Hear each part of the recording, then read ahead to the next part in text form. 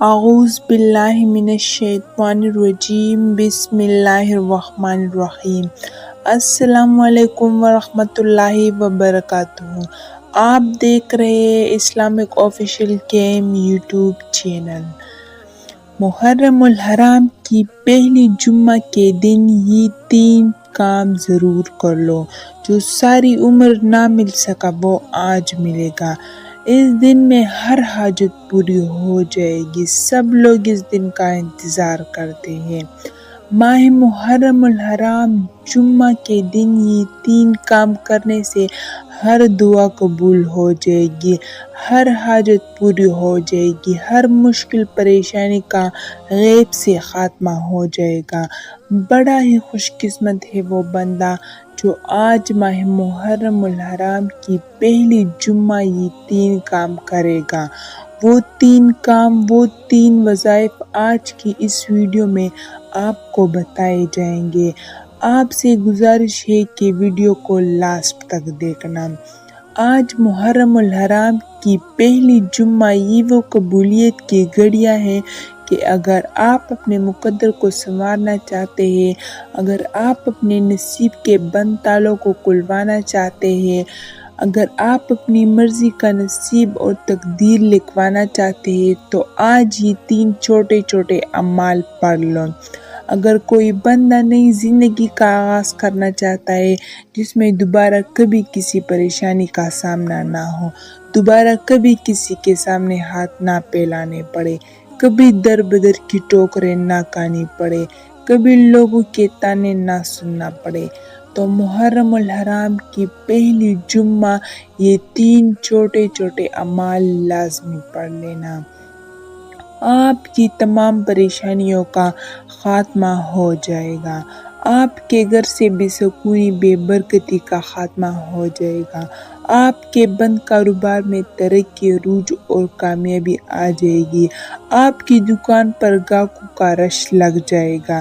تو اس سے بڑھ کر اور کیا چاہتے ہو آپ؟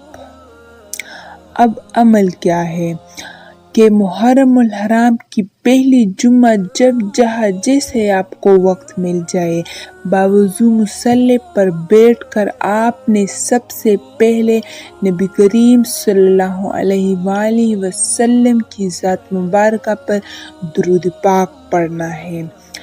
ایک بار درود پاک پڑھتے ساتھ ہی فوری طور پر آپ نے اپنے جائز مقصد، جائز حاجات کی نیت کرنی ہے۔ آپ نے پہلے نمبر پر اللہ الصمد کو 11 بار پڑھنا ہے۔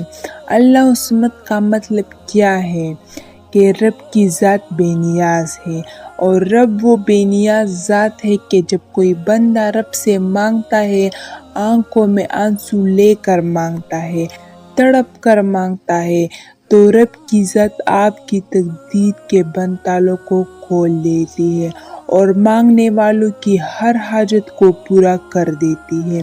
اللہ الصمد کے بعد فوری طور پر دوسرے نمبر پر جو وظیفہ آپ نے پڑھنا ہے وہ وظیفہ سورۃ فاتحہ کا وظیفہ ہے۔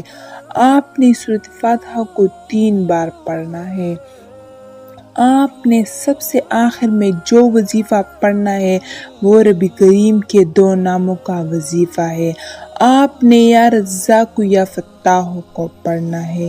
یا رزاق اے رزق دینے والی ذات، اور یا فتاح رزق کے دروازے کھولنے والی ذات۔ آپ نے یا رزاق یا فتاح کو 11 بار پڑھنا ہے۔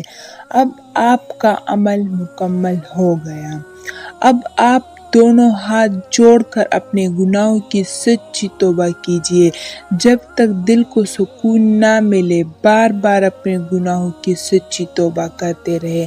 جیسے ہی دل کو سکون مل جائے کہ رب کریم نے سچی توبہ قبول فرما لی ہے، پھر روتے ہوئے، تڑپتے ہوئے، سسکتے ہوئے رب کریم سے جو بھی مانگو گے انشاءاللہ آپ کے مقدر میں لکھ دیا جائے گا۔ یہ وظیفہ پڑھنے کے بعد سجدے کی حالت میں ضد کر کے مانگنا۔ محترم ناظرین، ویڈیو اچھی لگے تو چینل کو لائک، شیئر اور سبسکرائب ضرور کرنا۔ خدا حافظ۔